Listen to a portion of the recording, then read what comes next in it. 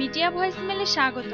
গত নভেম্বরে মা হয়েছেন সুদীপা চট্টোপাধ্যায়। তার এবং অগ্নিদেবের ছেলে আদিদেব। ছেলের ছবি সোশ্যাল মিডিয়াতে শেয়ার করেছিলেন সুদীপা। সেই ছোট্ট আদি সদ্য ভাত খেলো। অন্নপ্রাশন হলো তার। ভাত, শুক্তো, ডাল, ভাজা মাছ, মিষ্টি, দই সহ নানা পদ সাজিয়ে দেওয়া হয়েছিল ছোট্ট আদিকে। সেই ছবি অনুরাগীদের সঙ্গে ওয়েব মাধ্যমে শেয়ার করে নিয়েছেন সুদীপা।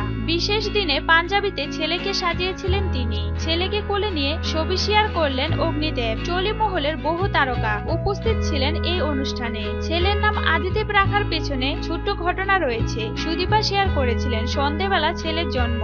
নারী ওর গলায় জড়িয়ে গিয়েছিল। ওটির একজন বয়স্ক নার্স বলেছিলেন গলায় সাপ জড়িয়ে শিব ঠাকুর এসেছে, শিবের নামেই ওর নাম রাখবেন। আমি ওর কথা অগ্রাহ্য করিনি। নাম খুঁজতে গিয়ে এক জায়গায় শিবের নাম পেয়েছিলাম আদিদেব। ওর বাবার সঙ্গেও নামের মিল হলো, তাই এটাই রেখেছি। আদিদেবের ডাক নাম প্রচুর। বাড়িতে আদি বলে ডাকা হয়। বাবা ডাকেন গাবলু, মায়ের কাছে আদির আদরের নাম মুগলি। সুদীপার ছেলে আদিদেবের অন্নপ্রাশনের ভিডিও আপনাদের কেমন লাগলো তা অবশ্যই জানাবেন। বাংলা বিনোদন জগতের এই ধরনের আরো খবর পেতে মিডিয়া ভয়েসমেলের সাথে থাকুন।